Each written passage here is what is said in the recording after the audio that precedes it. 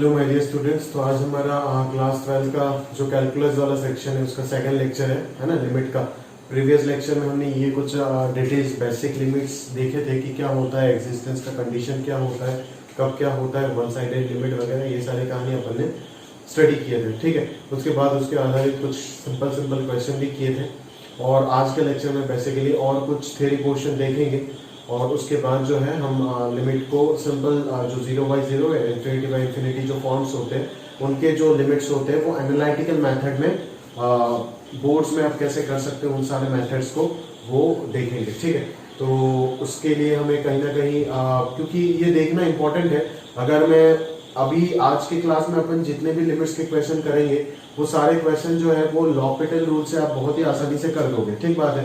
But अगर मैं ध्यान से देखूँ ना तो यहाँ पे एक प्रॉब्लम हो जाता है कि लॉपिटल रूल जो है वो बोर्ड एग्जाम में अप्लाई नहीं कर पाओगे। तो कहीं ना कहीं बोर्ड एग्जाम पे उसको कैसे एलाबोरेटली करे उस चीज को ध्यान से हमें समझना पड़ेगा। बिकॉज कंटिन्यूटी डिफरेंशिएबिलिटी जो चैप्टर है उसमें काफी सारे लिमिट्स आपको सॉल्व करने पड़ेंगे, है ना। उनके क्वेश्चन सॉल्व करने के लिए LHL, RHL या फिर LHD, RHD ये सब निकालने के लिए आपको काफी सारे लिमिट सॉल्व करना पड़ेगा और उसके लिए कहीं ना कहीं आपको वो एनालिटिकल प्रोसीजर आना चाहिए, क्योंकि उधर आप लॉपिटल रूल से लिमिट को सॉल्व नहीं कर पाएंगे। तो पहले अपन ये डिटेल में स्टडी करेंगे कि कैसे हम फंडामेंटल जो भी हमारे पास मैथमेटिकल ऑपरेशंस है उनको यूज करके लिमिट्स को सॉल्व करें और फर्दर हम देखेंगे उन्हीं लिमिट्स को हम कैसे बहुत ही कम टाइम में लॉपिटल रूल से सॉल्व कर सकते हैं। ठीक है, या फिर और भी जो भी गंदे प्रकार के लिमिट्स होते हैं, ठीक है, उन सारी चीज को पूरा आगे के लेक्चर्स में हम डिटेल में कवर किए थे, जैसे मैंने आपको कल बोला था। ठीक है, तो अभी हम अपना नेक्स्ट टॉपिक जो है उस पर फोकस करते हैं। देखो, एल्जेब्रिक ऑपरेशंस ऑन लिमिट। ठीक है, एल्जेब्रिक ऑपरेशंस ऑन लिमिट। अभी लिमिट का एल्जेब्रिक ऑपरेशंस, ठीक है, जैसे प्लस माइनस इनटू डिवीजन ये सब करते हो ना अरिथमेटिक में, वही आपको लिमिट में करना है। अभी समझ में आ रहा है? ठीक है, तो सबसे पहले आपको इन दोनों चीजों का मतलब समझना है कि limit of fx x tending to a का वैल्यू क्या दे रखा है, l दे रखा है। समझ में आ रहा है ना। मतलब fx का लिमिट जो है वो x इक्वल टू a पे एग्जिस्ट कर रहा है और इसका वैल्यू जो है l है। अगर ये स्टेटमेंट कोई लिख देता है, मतलब limit of fx at x equal to a exist करेगा तभी तो लिखेगा ना, अदरवाइज उसका कोई फाइनाइट वैल्यू l आ सकता है क्या? इम्पॉसिबल है। अगर एग्जिस्ट ही नहीं करता तब तो डज नॉट एग्जिस्ट लिख देता ना। एग्जिस्ट कर रहा है इसीलिए तो l लिखा है, which is the limiting value of the function fx at x equal to a। और ये क्या है, m जो है वो भी फाइनाइट है, वो भी क्या है, gx का लिमिटिंग वैल्यू है at x equal to a। कहने मतलब fx और gx का limit x equal to a पे एग्जिस्ट कर रहा है और उसका जो लिमिटिंग वैल्यू है fx और gx का at x equal to a वो क्या है, l और m है। ये आपको गिवन है। चलो, अगर ऐसा होता है तब limit of fx plus minus gx at x tending to a वो क्या हो जाएगा, वो हो जाएगा आपका, डायरेक्टली ब्रेक कर सकते हो आप लिमिट को, limit of fx plus minus limit of gx हो जाएगा। अभी लिमिट ऑफ fx का वैल्यू हो गया l और लिमिट ऑफ gx का वैल्यू हो गया m। समझ में आ रहा है? क्लियर है? ये कब कर सकते हो वैसे ब्रेकिंग? तभी कर सकते हो जब आपका fx और gx दोनों का limit x tending to a पे एग्जिस्ट करेगा। अगर नहीं करता है, अगर किसी भी एक का नहीं करता है तो आप ये ऑपरेशन यूज नहीं कर पाओगे। फिर यहाँ पे अगर मैं ध्यान से देखूं तो लिमिट fx इंटू gx उसको भी आप स्प्लिट कर सकते हो, इधर fx बाई gx उसको भी स्प्लिट कर सकते हो। बट कब कर सकते हो, जब इन सब का लिमिट एग्जिस्ट करेगा, दैट इज fx और gx का लिमिट एग्जिस्ट करेगा। अगर ये कंडीशन फेल हो गया तो ये कहीं ना कहीं कुछ भी ट्रू नहीं होगा। ठीक है, चलो फिर k into fx, k constant है वो बाहर लेके आ सकते हो, लिमिट के अंदर जो भी कांस्टेंट है उस चीज को आप क्या कर सकते हो, बाहर लेकर के आ सकते हो। वो हो गया आपका k into limit fx that is k into l हो गया। ठीक बात है। फिर लिमिट ऑफ मॉड fx, ये क्या हो जाएगा, कहीं ना कहीं ये मॉड्यूलस ऑफ लिमिट fx हो जाएगा। लिमिट ऑफ मॉड्यूलस fx ये क्या हो जाएगा, मॉड्यूलस ऑफ लिमिट fx हो जाएगा। समझ में आ रहा है ना, is equal to modulus of l। ठीक है, limit of fx to the power gx उसको क्या लिख सकते हैं, limit fx to the power limit gx, जिसको मैं l to the power m लिख सकता हूं, जिसको मैं l to the power m लिख सकता हूं। समझ में आ रहा है ना, बिकॉज़ लिमिट fx का वैल्यू l है और लिमिट gx का वैल्यू m है। समझ में आ रहा है? ये जो प्रॉपर्टी है इसको ध्यान से समझो, ये कहीं ना कहीं बहुत काम का चीज है। ठीक है, कंसेप्चुअल चीज है और यहाँ पे सवाल पूछे जा सकते हैं आपको अच्छे से। लिमिट ऑफ कंपोजिट फंक्शन, ठीक है, limit of composite function that is limit of f o g of x। ठीक है, तो लिमिट ऑफ fog x का अगर मैं बात करूं तो उसको मैं f के अंदर लिमिट को घुसा दूंगा, है ना। बाहर वाला फंक्शन जो है उसके अंदर f o g of x का मतलब क्या है, f of gx अभी लिमिट जो है वो f के अंदर मैं कब डाल सकता हूँ, अभी लिमिट gx का वैल्यू यहाँ पे क्या था, कैपिटल M था आपका, समझ में आ रहा है ना, लिमिट gx का वैल्यू था कैपिटल M। बट ये चीज आप कब लिख सकते हो, ये चीज आप तभी लिख सकते हो only if f is continuous at x equal to m, ठीक है ना। f जो फंक्शन है वो अगर लिमिट gx का जो वैल्यू आएगा, ठीक है, दैट इज m, उस m मतलब at x equal to m पे अगर fx फंक्शन एग्जिस्ट कर रहा है, कंटिन्यूअस है, तभी जाकर के मैं बोल सकता हूं कि ये रूल कहीं ना कहीं ट्रू है। बट अगर ऐसा नहीं हो रहा है तो ये गड़बड़ हो जाएगा, समझ में आ रहा है ना। ये चीज आप अप्लाई नहीं कर सकते हो, कंपोजिशन के अंदर लिमिट को लेके नहीं जा सकते हो जब तक f फंक्शन जो है वो उस लिमिट का वैल्यू पे that is x equal to m पे कंटिन्यूअस ना हो जाए, समझ में आ रहा है। उसी को मैंने घुमा के लिखा, इस चीज को ट्रू होने के लिए कहीं ना कहीं limit gx x tending to a equal to क्या होना पड़ेगा, m होना पड़ेगा, मतलब gx का लिमिट एग्जिस्ट करना होगा, और साथों साथ limit fx x tending to b is equal to क्या हो जाएगा, f of b, that is limiting value of fx at x equal to b क्या हो जाएगा, functional value at x, functional value के इक्वल हो जाएगा, समझ में आ रहा है ना। लिमिटिंग वैल्यू ऑफ fx, ये b क्या लिख रहा हूं, ये a होगा, ठीक है, ये कहीं ना कहीं किसके इक्वल होना पड़ेगा, f ऑफ a के इक्वल होना पड़ेगा, समझ में आ रहा है ना। That is limiting value is equal to functional value, और वही तो क्या है, कंटिन्यूटी का डेफिनेशन है ना, जो मैंने आपको लास्ट क्लास में बताया था, समझ में आ रहा है। दैट इज f फंक्शन को कंटिन्यूअस होना पड़ेगा at x equal to m, तभी जाकर के ये पॉसिबल हो सकता है, समझ में आ रहा है, क्लियर है। चलो, तो इसी रूल के ऊपर ना मैं छोटे छोटे 2 क्वेश्चन लिया, और उस क्वेश्चन के थ्रू इस रूल को और हम कंफर्म कर सकते हैं, ठीक है, और क्लियर कर सकते हो, और आप बहुत अच्छे से इसको समझ पाएंगे, ठीक है। ध्यान से देखो, ये है आपका फर्स्ट रूल। तो देखो यहाँ पे बोल रहा है कि limit f of 1 minus x square x tending to 0, वो आपको डिटरमाइन करना है, जहां पे ग्राफ ऑफ fx जो है वो आपको गिवन है, ठीक है। तो अभी कहीं ना कहीं आपको ये लग रहा होगा कि सर सबसे पहले अंदर वाली लिमिट को सॉल्व कर देते ना, हम जो अभी अभी प्रॉपर्टी पढ़े थे उसी प्रॉपर्टी को अप्लाई कर देते, दैट इज कहीं ना कहीं हम ये लिख देते हैं, इस चीज को, समझ में आ रहा है क्या, इस चीज को इस प्रकार से लिख देते हैं, है ना। इस लिमिट को f के अंदर लेकर के घुसा दिया, कंपोजिशन के अंदर लेकर के इंक्लूड कर दिया इसको। बट आप ध्यान से देख सकते हो कि ऐसे चीज आप कब लिख पाओगे, जब f फंक्शन जो है वो कंटिन्यूअस होगा at the value m, at the value x equal to m, और x इक्वल टू m जो वैल्यू है, m वैल्यू क्या है, limit gx x tending to a का वैल्यू है m। तो लिमिट gx यहाँ पे कौन है, ऑब्वियसली gx हो जाएगा 1 माइनस एक्स स्क्वायर, तो 1 minus x square x tending to 0 पे लिमिटिंग वैल्यू कितना दे रहा है, 1। तो इधर देखो, अच्छा ये मिस हो गया, ये x इक्वल टू 1 है, क्या x इक्वल टू 1 पे ये फंक्शन कंटिन्यूअस है, नहीं है, देखो ना, ब्रेकिंग हो रहा है ना, डिसकंटिन्यूटी आ रहा है ना, x इक्वल टू 1 पे तो ये फंक्शन कंटिन्यूअस नहीं है। अगर x इक्वल टू 1 पे ये फंक्शन कंटिन्यूअस नहीं है, x इक्वल टू 1 ही क्या है आपका, 1 जो है वही है आपका m का value, that is limit of gx at x tending to a। तो लिमिट ऑफ gx कौन है, 1 minus x square at x tending to 0, तो m का जो वैल्यू होगा वो क्या हो जाएगा, limit of 1 minus x square x tending to 0, ये कितना आ जाएगा, ऑब्वियसली 1 आएगा, समझ में आ रहा है ना। तो x इक्वल टू 1 पे तो फंक्शन कंटिन्यूअस है ही नहीं, मतलब इस रूल के अकॉर्डिंग आप इस एक्सप्रेशन को ये नहीं लिख पाओगे। क्यों नहीं लिख पाओगे, क्योंकि रूल का कंडीशन सेटिस्फाई नहीं हुआ ना, x इक्वल टू 1 पे ये कंटिन्यूअस है क्या, नहीं है, तो आप ये चीज क्या नहीं कर पाओगे, नहीं लिख पाओगे। अगर आप नहीं लिख पाओगे तो आपको क्या लिखना होगा, अभी आप फंक्शनल वैल्यू पे आइडिया लगाओ, प्रॉपर्ली फंक्शनल वैल्यू पे सोचते रहो, काम जो है वो हो जाएगा। देखो ध्यान से देखो, x जब 0 के आसपास घूम रहा है, चाहे x पॉजिटिव साइड से, राइट साइड से घूमे, x 0 की तरफ आ रहे या फिर लेफ्ट साइड से 0 की तरफ जाए, चाहे 0 प्लस हो या 0 माइनस हो, x स्क्वायर हमेशा क्या होगा, पॉजिटिव होगा, चाहे 0.001 हो या फिर माइनस 0.001 हो, जब इसका स्क्वायर करोगे तो 0.001 ही होगा, और 1 माइनस 0.001 क्या हो जाएगा, 0.999 हो जाएगा, समझ में आ रहा है ना। तो यहां से जो कहानी है वो क्या हो रहा है, f ऑफ 0.999 इस प्रकार से हो रहा है। तो f ऑफ 0.999 को मैं क्या लिख सकता हूं, 1 माइनस लिख सकता हूं ना, ठीक है। और 1 माइनस पे आप ध्यान से देखो ना, 1 माइनस मतलब क्या, इधर 1 माइनस पे वैल्यू जो है वो किधर जा रहा है, ऐसे जा रहा है ना, ग्राफ जो है वो किसको टेंड कर रहा है, 3 माइनस को टेंड कर रहा है, समझ में आ रहा है ना। इस चीज को अगर मैं प्रॉपर्ली सॉल्व करूं तो ये क्या हो जाएगा, x टेंडिंग टू 0।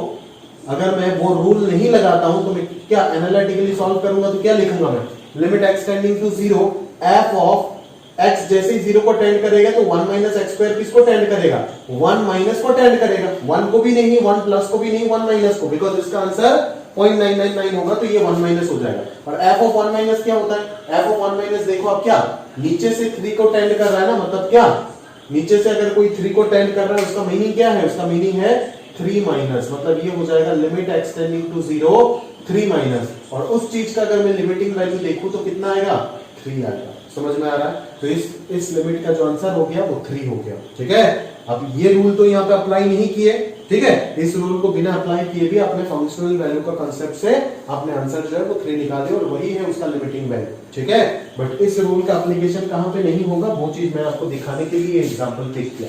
सिमिलरली अगला आप पिक कर सकते हो f of g of x, ठीक बात है, f of g of x। अभी इसको f ऑफ लिमिट gx तो तभी लिख पाऊंगा ना मैं अगर f जो फंक्शन है वो लिमिट gx पे कंटीन्यूअस होगा। ठीक है, f जो फंक्शन है वो लिमिट ऑफ gx में कंटीन्यूअस होगा। अभी gx तो पूरा पूरा कांस्टेंट फंक्शन है तो उसका लिमिट भी क्या होगा, -1 ही तो होगा। तो क्या f फंक्शन जो है वो -1 पे कंटीन्यूअस है, बिल्कुल नहीं है। तो क्या इसको f ऑफ लिमिट gx लिख पाओगे, बिल्कुल नहीं लिख पाओगे। समझ में आ रहा है ना, अगर इसको f ऑफ लिमिट gx नहीं लिख पाए तो क्या लिखोगे, डायरेक्टली जैसे अभी किए वैसे ही कर लो, f ऑफ gx का वैल्यू कितना, -1, और आप जानते हो f ऑफ -1 दैट इज ये क्या, -1 प्लस 1, ये कितना हो जाएगा, f ऑफ -1 का जो वैल्यू आएगा वो किसको टेंड करेगा, इंफिनिटी को टेंड करेगा ना भाई। अगर ये इंफिनिटी को टेंड करता है तो इस लिमिट का आंसर इंफिनिटी को टेंड करेगा, मतलब इसका जवाब हम क्या देंगे कि this limit does not exist. समझ में आ रहा है ना, क्योंकि लिमिट अगर फाइनाइट नहीं हुआ answer LHL RHL must be equal to a finite quantity, अगर आंसर फाइनाइट ही नहीं हुआ, इनफाइनाइट हो गया तो लिमिट एग्जिस्ट करने का कोई सवाल आता ही नहीं है। समझ में आ रहा है, क्लियर है। चलो अगला पॉइंट अगर मैं ध्यान से देखूं 7 के बाद कंटिन्यू हो रहा है 8, limit of fx x tending to, अब किसी भी वक्त अगर इंफिनिटी या माइनस इंफिनिटी को टेंड कर रहा है तो उसका रेसिप्रोकल का, उसी फंक्शन का रेसिप्रोकल का लिमिट जो होगा उसी वैल्यू पे वो कहीं ना कहीं किसके इक्वल होगा, वो 0 के आसपास घूमेगा, बट उसका लिमिटिंग वैल्यू जो होगा वो क्या हो जाएगा, 0 हो जाएगा। समझ में आ रहा है ना, 1/fx x tending to a पे किधर घूमेगा, 0 के आसपास घूमेगा, है ना। अगर प्लस इंफिनिटी हुआ तो ये चीज जो है वो कहीं ना कहीं 0 प्लस को टेंड करेगा, अगर माइनस इंफिनिटी है तो ये चीज जो है वो कहीं ना कहीं 0 माइनस को टेंड करेगा। बट जब लिमिटिंग वैल्यू निकालने जाओगे, जब इन दोनों को लिमिट करोगे तो आंसर क्या मिलेगा, 0 मिलेगा। ठीक है, तो ये सारे फंडे छोटे छोटे आप याद रखना। ठीक है, fx अगर gx से छोटा या फिर उसके इक्वल है for all x in the neighbourhood of x equal to a। ठीक है, किसी भी particular x equal to a के आसपास अगर fx जो है वो हमेशा gx से छोटा या फिर उसके इक्वल है। समझ में आ रहा है, क्लियर है। तब आप ये बोल सकते हो कि लिमिट ऑफ fx जो होगा वो भी लिमिट ऑफ gx से क्या होगा, छोटा होगा एट दैट पॉइंट। समझ में आ रहा है, ठीक है। अगर fx जो है वो gx से छोटा है in the neighbourhood of x equal to a, समझ में आ रहा है ना, तो हम ये बोल सकते हैं कि लिमिटिंग वैल्यू ऑफ fx निकालेंगे अगर उस जगह पे तो वो भी लिमिटिंग वैल्यू ऑफ gx से हमेशा छोटा होगा उसी वैल्यू पे। ठीक है, इसमें थोड़ा सा सैंडविच थ्योरम का फ्लेवर है, अगर हम उस चीज को देखेंगे तो और ध्यान से हमारा सारी चीजें जो है वो क्लियर होना शुरू होगा। ठीक है, चलो आगे देखते हैं, आगे देखते हैं अगला पॉइंट।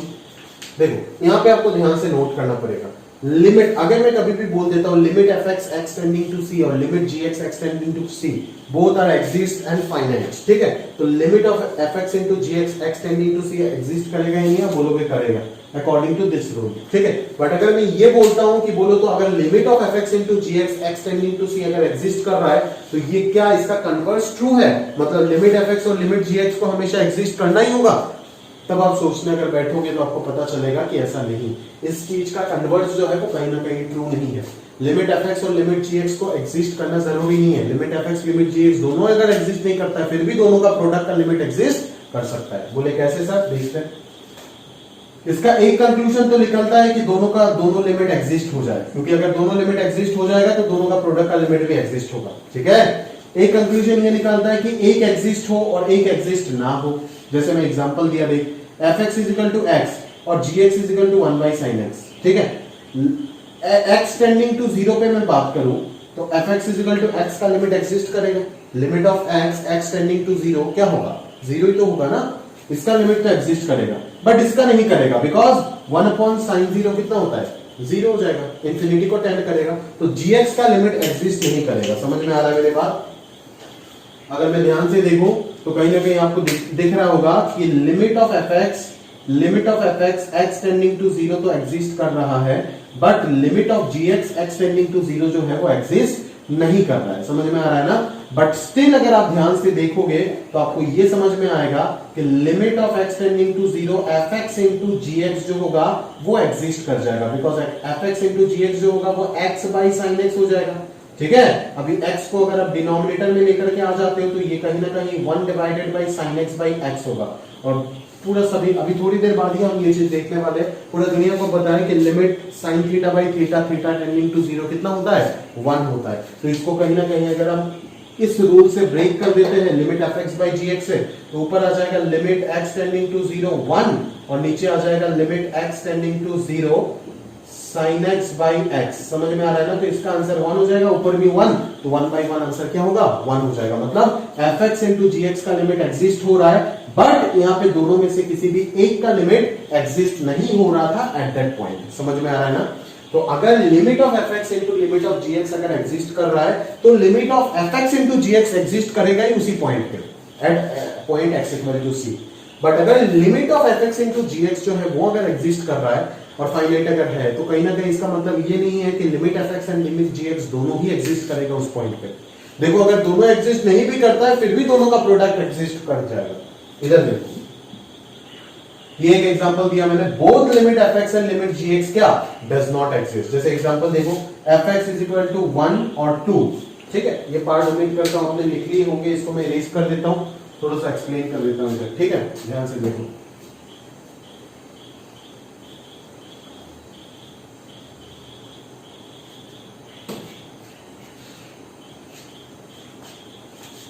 एफ एक्स का अगर मैं बात करूं, एफ एक्स का अगर मैं बात करूं तो कहीं ना कहीं आप देख सकते हो बोल रहा है x less than equal to 0 के लिए आंसर 1 है। ठीक है, लेस देन इक्वल टू 0 के लिए 1 है, इसको 1 बोल देता हूं, और ग्रेटर देन 0 के लिए 2 है, मतलब यहाँ पे ओपन सर्कल होगा। ऑब्वियसली यहाँ पे ओपन सर्कल होगा ना, तो देखो ना x इक्वल टू 0 पे लिमिट एग्जिस्ट कर रहा है? नहीं। LHL किसको टेंड कर रहा है? 1 को। RHL किसको टेंड कर रहा है? 2 को। तो RHL इक्वल नहीं है, तो आंसर सैटिस्फाई नहीं करेगा। अगर मैं GX का बात करूं तो x लेस देन 0 के लिए 2 हो रहा है और x ग्रेटर देन 0 के लिए 1 हो रहा है। यहाँ पे भी तो कहीं ना कहीं RHL 1 है और LHL 2 है, तो क्या GX का लिमिट एग्जिस्ट करेगा एट x इक्वल टू 0 पे? नहीं, बिकॉज LHL और RHL इक्वल नहीं है। समझ में आ रहा है ना? बट स्टिल अगर मैं fx इंटू gx निकालूं, fx इंटू gx अगर निकालूं तो क्या होगा? x लेस देन 0 वाले सेम इंटरवल में सेम आंसर, मतलब सेम इंटरवल में करोगे आप काम, तो सेम इंटरवल में अगर 2 इंटू 1 देखो तो 2 आएगा, और x ग्रेटर देन 0 वाले इंटरवल में भी 2 इंटू 1 कितना आएगा? 2 आएगा। मतलब fx इंटू gx का आंसर हमेशा क्या आएगा? 2 आएगा for all x belongs to r। अगर इसका आप ग्राफ बनाते हो fx इंटू gx का, तो ये कुछ कांस्टेंट फंक्शन आ जाएगा। समझ में आ रहा है ना? अभी देखो x इक्वल टू 0 पे LHL भी 2, RHL भी 2, मतलब इसका लिमिट क्या हो जाएगा? एग्जिस्ट हो जाएगा। बट आप देख पा रहे हो कि fx और gx दोनों का ही लिमिट क्या नहीं है? एग्जिस्ट नहीं कर रहा है। समझ में आ रहा है ना? ठीक है, तो इस चीज को समझना जरूरी है कि इस चीज का जो कन्वर्स है वो कहीं ना कहीं ट्रू नहीं है। ठीक है, अगर limit fx into gx exist करेगा, ठीक है, तो लिमिट fx और लिमिट gx दोनों को एग्जिस्ट करना होगा, ऐसा कोई जरूरी नहीं है। दोनों अगर एग्जिस्ट नहीं करता है तो भी चलेगा, अगर एक करता है एक नहीं करता है तो भी चलेगा, अगर दोनों करता है तो भी चलेगा काम। समझ में आ रहा है? क्लियर है? ठीक है, तो ये सब क्यों पढ़ाया जा रहा है आपको? ये सब इसीलिए पढ़ाया जा रहा है क्योंकि जी एडवांस में जब भी लिमिट के सवाल बनेंगे, ज्यादातर चांसेस होते हैं डिफरेंशियल कैलकुलस के गंदे क्वेश्चंस 1 और मोर देन 1 वाली सेक्शन में आते हैं, और उधर जो है ना वो बीच में अलग अलग ऑप्शन, अलग अलग कंसेप्ट से अलग अलग ऑप्शन डिजाइन कर देते हैं। मतलब एक क्वेश्चन के अंदर ही आपको 4 क्वेश्चन मिल जाता है। समझ में आ रहा है? और पार्शियल मार्किंग का सिस्टम कर दिया, मतलब एक ऑप्शन करेक्ट करोगे तो 2 मार्क मिल जाएगा। समझ में आ रहा है? उसका कोई गारंटी नहीं कि रिमेनिंग ऑप्शन अगर आपको आता है नहीं आता है कोई इशू नहीं है, बट अगर रिमेनिंग ऑप्शन में आपने गलत आंसर मार्क नहीं किए तो जिसमें आपको करेक्ट आंसर मार्क किया आपने उसमें मिल जाएगा। ठीक है, बट अगर एक भी ऑप्शन गलत मार्क कर दिए तो पूरा नंबर जाएगा, नेगेटिव मिलेगा। ठीक है, तो वो पार्शियल मार्किंग की वजह से कि उस पैटर्न एक बन गया कि 1 और मोर देन 1 वाले सेक्शन में डिफरेंशियल कैलकुलस में तो पिछले 3 साल से देख रहा हूँ कि 1 और मोर देन 1 वाले सेक्शन में बीच में इस प्रकार की कंसेप्चुअल चीजें घुसा देता है। ठीक है, ताकि आपका नॉलेज जो है वो टेस्ट कर पाए अच्छे से आप। ठीक है, एक ही क्वेश्चन के अंदर कहीं ना कहीं देखो कि एक ही डिफरेंशियल कैलकुलस का एक ही मान लो कुछ भी एक मोनोटोनिसिटी का क्वेश्चन है, उधर लिमिट का एक ऑप्शन घुसा दिया। ठीक है, ये एडवांस का हमेशा पैटर्न ही रहता है। ठीक है, वो पूछते हैं इस प्रकार से, ठीक है ना। अगला अगर देखते हैं क्वेश्चन नंबर 11, तो आप देख सकते हो limit of fx plus gx x tending to c exist. अभी पहले fx प्लस gx था, अभी पहले fx इनटू gx था, अभी fx प्लस gx है। अगर ये एग्जिस्ट कर रहा है तो हमें क्या मिलता है, हमें मिलता है कि ये एग्जिस्ट करने के साथ साथ पहला पॉइंट में मैंने लिखा अगर लिमिट fx भी एग्जिस्ट करेगा तब ये कंफर्म है कि लिमिट gx को भी एग्जिस्ट करना होगा। ये तो सही बात है, ये तो समझ ही आता है, because limit fx plus gx equal to क्या होता है, limit fx plus limit gx। अभी अगर लिमिट fx एग्जिस्ट कर गया तो लिमिट gx को तो एग्जिस्ट करना ही होगा ना भाई, ठीक है। तो उस प्रकार से ये पहला पॉइंट जो है ये तो समझ आता ही है, समझ में आ रहा है। दूसरी बात अगर मैं लिखूं तो वही चीज पिछले वाले की तरह कि अगर बोथ डज नॉट एग्जिस्ट हो गया फिर भी जाकर के limit of fx plus gx exist कर सकता है, ठीक है। तो इधर जो भी चीज लिखा था उनका कन्वर्स जो है, पहला चारों पॉइंट जो है उनका कन्वर्स जो है ट्रू नहीं है, हमेशा मैं बार बार बोल रहा हूं, ठीक है। मतलब अगर limit of sum of two function, limit of product of two function, division of two function, ये सब अगर एग्जिस्ट हो गया तो जरूरी नहीं है कि इंडिविजुअल लिमिट जो है वो उसी पॉइंट में एग्जिस्ट करेगा हमेशा, ठीक है। उस चीज को आपको समझना पड़ेगा, है ना। जैसे यहाँ पे मैं आपको बोल रहा हूँ, जैसे limit of box x tending to 1 पे देखोगे एग्जिस्ट नहीं करता है। बॉक्स x का ग्राफ याद है आपको, ठीक है, बॉक्स x का ग्राफ याद ही होगा आपको, ठीक है ना। ऐसे होता है, ये होता है x इक्वल टू 1, ठीक है, हाँ x इक्वल टू 1 ये होता है, ठीक है। देखना RHL देखो क्या आ रहा है, RHL 1 आ रहा है, LHL देखो कितना आ रहा है, 0 आ रहा है। क्या RHL LHL इक्वल है, नहीं, मतलब x इक्वल टू 1 पे limit does not exist. Similarly आप बोल सकते हो बॉक्स x जो फंक्शन है उसका सारे इंटीग्रल पॉइंट में लिमिट एग्जिस्ट नहीं करेगा, समझ में आ रहा है ना। और अगर मैं कहीं ना कहीं किसका बात करूं, फ्रैक्शन पार्ट का बात करूं तो फ्रैक्शन पार्ट का भी ग्राफ किस प्रकार से हो रहा था, ऐसे हो रहा था ना, ठीक बात है। x इक्वल टू 1 का RHL देखो कितना आ रहा है, 0 आ रहा है, ये देखो किसको टेंड कर रहा है, 0। और LHL अगर मैं देखूं तो किसको टेंड कर रहा है, 1 को टेंड कर रहा है, समझ में आ रहा है ना। तो RHL 0 और LHL 1 क्या दोनों इक्वल है, नहीं, मतलब फ्रैक्शन पार्ट का भी x इक्वल टू 1 पे लिमिट एग्जिस्ट नहीं कर रहा है। बट अगर दोनों का समेशन में देखूं तो box x plus fraction part of x कितना हो जाता है, x के इक्वल हो जाता है ना। और x क्या हो गया, एक कांस्टेंट फंक्शन हो गया ना आपका। Limit of box x plus fraction part of x जो हो जाएगा वो x हो जाएगा, और x टेंडिंग टू 1 पे y is equal to x, sorry constant function तो नहीं, एक स्ट्रेट लाइन हो गया, y is equal to x का x इज इक्वल टू 1 के आसपास दोनों तरफ से LHL RHL दोनों तरफ से किसको टेंड किया जा रहा है, 1 को टेंड किया जा रहा है, मतलब इसका लिमिट जो है वो एग्जिस्ट हो जाएगा। तो यहाँ से आपको एक और एग्जांपल मिल गया कि लिमिट fx और लिमिट gx दोनों एग्जिस्ट नहीं कर रहा है, but still limit of fx plus gx जो है वो एग्जिस्ट कर रहा है, समझ में आ रहा है। तो कुछ इस प्रकार से ये छोटे छोटे थ्योरी के पॉइंट्स जो है उसको आपको फीड करना है। मैं बार बार बोल रहा हूँ कि एडवांस का पैटर्न ही है, मेंस कभी भी ये सब नहीं पूछेगा आपको, बट एडवांस का पैटर्न नहीं है, आपको इस प्रकार के छोटे छोटे गंदे चीज में वो लोग फंसाने का कोशिश करेगा हमेशा, ठीक है। कि आपको चीजें जो है वो सही से पता है, या फिर आप कहीं ना कहीं रटखट के काम चला रहे हैं, या फिर सिर्फ इवोल्यूट लिमिट सॉल्व करके आगे लॉपिटल रूल थोड़ा बहुत आपने कर लिए तो आपको लिमिट इवोल्यूट करना आ गया और अब धराधर सवाल लगाते जा रहे हैं। वो मेंस में हो जाएगा, बट एडवांस में अगर मैं बात करूं तो आपको वो अंदर घुस के मारेगा, समझ में आ रहा है ना, ठीक है। तो इसी प्रकार से आपको तैयार रखना है 1 और मोर देन 1 वाले सेक्शन के लिए, ठीक है। बीच बीच में ऑप्शन में वो लोग डालेगा, ये सब समझ में आ रहा है ना, क्लियर है। बोल देगा अचानक से किसी ऑप्शन में, मान लो कोई मोनोटोनिसिटी मैक्सिमम मिनिमम का क्वेश्चन आया, एक अच्छा सा क्वेश्चन फ्रेम हुआ, पहला दो ऑप्शन दे दिया मोनोटोनिसिटी मैक्सिमम मिनिमम किसी फंक्शन का, और बाद में पूछ देता है कि लिमिट fx, सी ऑप्शन में जाकर के पूछ दिया मान लो लिमिट fx और लिमिट gx दोनों एग्जिस्ट नहीं कर रहा है, but limit fx plus gx exist कर रहा है, ठीक है। तो ये ऑप्शन करेक्ट है या फिर रॉन्ग है, अगर आप सोचने बैठ जाओगे तब तो खत्म। बट अभी अगर पढ़ा दिया आपको, ये चीज अगर याद रख गया अगले साल मई तक, तो क्या हो जाएगा, आप देख के ही जो है आंसर टिक कर दोगे कि ये तो सर ने बताया था, ये एग्जिस्ट करेगा, ठीक है। बिकॉज ऐसे एग्जांपल्स एग्जिस्ट करते हैं, है ना। Converse of the above 4 theorems are not true, समझ में आ रहा है, उस चीज को आपको ध्यान से समझना पड़ेगा, ठीक है। तो चलिए अभी और कुछ स्टैंडर्ड रिजल्ट जो होते हैं ना लिमिट के, वो हम देख लेते हैं, है ना।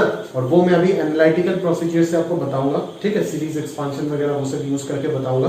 बट कहीं ना कहीं अगर आप देखोगे तो ये जितने भी रिजल्ट मैं अभी लिख के दूंगा आपको बोर्ड में, वो सारे के सारे रिजल्ट जो है वो क्या है, वो आप लॉपिटल रूल से एक लाइन में ही सॉल्व कर सकते हो, ठीक है। जब मैं लॉपिटल रूल पढ़ा दूंगा आपको, उसके बाद आप अभी जो बोर्ड में आपको मिलेगा उसी चीज को आप ध्यान से एक बार वापस जाके देख लेना, एक ही लाइन में आप उस सारे लिमिट को सॉल्व कर दोगे, समझ में आ रहा है, ठीक है। तो चलिए देखते हैं, तो चलिए देखते हैं अभी जितने भी, एक बार तो मैं हट रहा हूँ, आप पॉज करके एक बार नोट कर लीजिए कॉपी में, बट अगर नहीं करना चाहते तो वापस बाद में कर लीजिएगा, ठीक है, प्रॉपरली। बट एक बार अगर कर लेंगे तो बेहतर होगा, और फिर आप वीडियो को देखिए, है ना। तो जब भी नोट करेंगे तो साइड पे जगह थोड़ा छोड़ दीजिएगा और प्रॉपरली देख लीजिएगा चीज़ें जो है वो मैं कैसे एक्सप्लेन करता हूँ, ठीक है। तो देखो बेसिकली ऐसे पढ़ाने का मन मेरा भी नहीं करता है, कभी मैंने ज़िंदगी में पढ़ा भी नहीं, बट इस प्रकार से बहुत सारे फॉर्मूला कभी देने का कोई ज़रूरत ही नहीं है, ठीक है। डायरेक्टली एक लॉपिटल रूल अगर आता है तो इसी से सारे बोर्ड जो है जितना भी चीज़ लिखा गया है वो पूरा आप खुद ही भर दोगे, ठीक है। मेरे को कुछ करने का ज़रूरत ही नहीं होगा, बट अभी हम वो चीज़ नहीं कर सकते, हम थोड़ा बाद में जाकर के वो चीज़ सीखेंगे। ये फॉर्मूले मैं आपको सिर्फ इसीलिए याद करा रहा हूँ ताकि आप बोर्ड एग्जाम में जो है कंटिन्यूटी डिफरेंशिएबिलिटी के जो भी लिमिट्स के क्वेश्चन, मतलब डायरेक्टली लिमिट का तो क्वेश्चन नहीं आएगा, बीच में जो भी लिमिट का क्वेश्चन में यूज होगा उसमें आप अगर कभी भी कहीं पे भी कोई गंदा लिमिट आ जाता है तो आप उसको सॉल्व कर पाओ और प्रॉपरली इस तरीके से आप उसको सॉल्व करके निकल पाओ, ठीक है, यूजिंग दिस फॉर्मूलाज, ठीक है। क्योंकि ये सारे स्टैंडर्ड फॉर्मूलाज है जो बोर्ड्स के टीचर आपको रटा देते हैं, वही चीज़ मैंने लिख दी आपको यहाँ पे, ठीक है। बट जो भी चीज़ है अगर वो चीज़ याद नहीं रहता है तो भी मैं आपको बाद में तो लॉपिटल रूल सिखाई दूंगा अगले लेक्चर में, ठीक है, या फिर नेक्स्ट लेक्चर के थोड़ी देर बाद मैं आपको सिखाई दूंगा प्रॉपरली लॉपिटल रूल। और अगर आप फॉर्मूले जो है वो एग्जाम में अगर भूल भी जाते हैं तो प्रॉपरली आप एग्जाम में रफ में निकाल सकते हैं, निकाल करके उस रिजल्ट को, कोई भी यहाँ पे फॉर्मूला अगर आप भूल जाते हो तो उस चीज को आप लॉपिटल रूल लगा करके 5 सेकंड के अंदर निकाल सकते हो, निकाल करके उस चीज को आप ब्रैकेट में लिख देना कि since this is equal to that therefore मैं ये लिमिट यूज कर रहा हूँ, ठीक है। कैसे हम ये सारे फॉर्मूले लिमिट सॉल्विंग के टाइम यूज करेंगे वो हम देखेंगे, थोड़ी देर बाद क्वेश्चन करेंगे तो उस सबको अच्छे से हम एक्सप्लेन करके देंगे, ठीक है। तो बस इसीलिए पढ़ा रहा हूँ, अदरवाइज ये फॉर्मूला वगैरह याद कराने का कोई जरूरत ही नहीं है, आप आराम से जो है वो आप कर सकते हो, ठीक है। बट थोड़ा बहुत फायदा कभी हो जाता है फॉर्मूला याद रखने का, बड़े बड़े लिमिट के अंदर इस प्रकार के छोटे छोटे लिमिट्स जो है वो घुसे हुए रहते हैं, तो डायरेक्टली अगर उसका वैल्यू अगर आपको दिख जाता है तो डायरेक्टली आप आंसर जो है वो कर दोगे। समझ में आ रहा है, क्लियर है, बस वही एक इंपॉर्टेंट बात है यहाँ पे। तो सबसे पहले अपन देखते हैं कुछ basic series expansion. 10 series expansion मैंने लिखा, ये सारे सीरीज एक्सपांशन आपको याद रखना होगा। बोले सर ये सारे प्रूफ कैसे होते हैं? ये सारे प्रूफ जो है वो आप बीटेक में जाकर के करेंगे या फिर हायर मैथ्स लेकर के अगर स्टडी करते हैं तो उस जगह पे करेंगे, ठीक है। अभी ये इस चीज का आपको नहीं मिलेगा। बेसिकली ये कैलकुलस में टेलर सीरीज होता है, टेलर सीरीज बहुत ही फेमस सीरीज होता है, टेलर सीरीज, मैक्लॉरिन सीरीज, वो सब दे करके हम ये सारे सीरीज एक्सपांशन जो है वो निकालते हैं। मतलब साइन एक्स को अगर मैंने एक्सपांड कर दिया तो वो इस प्रकार से आएगा। मतलब साइन ऑफ अगर मैं साइन ऑफ 37 जैसे मान लो कोई भी रेडियन में वैल्यू ले लेते हैं, साइन π/3 का वैल्यू, तो π/3 अगर इस जगह पे पुट करोगे तो ये अप्रोक्सीमेट वैल्यू जो है वो इंफिनिटी तक आंसर होकर के आपको उतना ही वैल्यू देगा जो साइन π/3 का वैल्यू होता है, ठीक है। तो इसी प्रकार से आप समझ सकते हैं कि सीरीज एक्सपांशन का यूज क्या है। बट क्यों मैं ये सारी चीज को आपको रटा रहा हूँ, वो इसीलिए जरूरत है। ये तो देखो आपको याद रखना ही होगा, अभी कैसे याद रखना है आसानी से वो मैं सिखा के दूंगा, बट ये याद तो आपको रखना ही होगा क्योंकि ये टॉपिक जो है वो हायर मैथ्स का टॉपिक है, आपको बीटेक में जाकर के मिलेगा, अभी ये चीज नहीं मिलेगा, ठीक है। तो प्रॉपरली बाद में जाकर के आप टेलर सीरीज जब पढ़ेंगे तभी ये सब का प्रूफ कर पाएंगे उसके हेल्प से। बट अभी के लिए आपको याद रखना पड़ेगा। अभी याद सिर्फ इसीलिए कराया जा रहा है क्योंकि लिमिट में ऐसे कोई क्वेश्चन कभी कभी डिजाइन हो जाता है जहां पे अगर आप सीरीज एक्सपांशन यूज कर देते हो तो बहुत ही आसानी से वो सॉल्व हो जाता है। इनफैक्ट मैं यहाँ पे बहुत सारे फॉर्मूले जो है वो सीरीज एक्सपांशन से प्रूव करके आपको दिखा दूंगा। समझ में आ रहा है ना, क्लियर है। तो वही उसका एक बेनिफिट है और कोई खास कोई बात नहीं है। समझ में आ रहा है ना आपको, क्लियर है, और कोई खास बात नहीं है, ठीक है। और बहुत सारे ऐसे लिमिट एग्जिस्ट भी करते हैं जो आप शायद लॉपिटल रूल से अगर डिफरेंशिएशन यूज करके, क्योंकि आप जानते हो लॉपिटल रूल में डिफरेंशिएशन यूज करना पड़ेगा, अगर डिफरेंशिएशन यूज करके सॉल्व करने गए तो काफी दर्द हो जाएगा यहाँ पे। बट अगर आप सीरीज एक्सपांशन यूज कर देते हो तो कहीं ना कहीं 2-3 लाइन के अंदर ही सॉल्व हो जाता है। ऐसे बहुत सारे क्वेश्चन है आपको शीट में मिल जाएगा, ठीक है। तो कहीं ना कहीं ये बहुत काम का चीज है, इसीलिए आपको याद कराया जा रहा है। अदरवाइज मैं कभी भी कोई अननेसेसरी चीजें जो है वो बच्चों को कभी बोलता ही नहीं हूँ याद करने के लिए। जो अपन खुद सोच सकते हैं वो याद करके क्या करें, ठीक है। चलो तो देखते हैं। सबसे पहले यहाँ पे आपको लॉगरिथम है ना, log ऑफ 1 प्लस एक्स और log ऑफ 1 माइनस एक्स, ये याद रख लो, ये याद रख लो, ठीक है। ये तीनों याद रख लो, है ना, और ये दोनों याद रख लो। समझ में आ रहा है ना। एटलीस्ट इन तीनों को तो पूरा याद रखो, बट ये दोनों अगर पूरा याद नहीं होता है, बट एटलीस्ट पहला 3 टर्म जो है वो एटलीस्ट याद रखो। समझ में आ रहा है। और वही याद रखना, ठीक है, जितना मार्क किया, बिकॉज ये अगर आता है तो ये दोनों अपना आप निकल जाएगा, ये अगर आता है तो ये निकल जाएगा।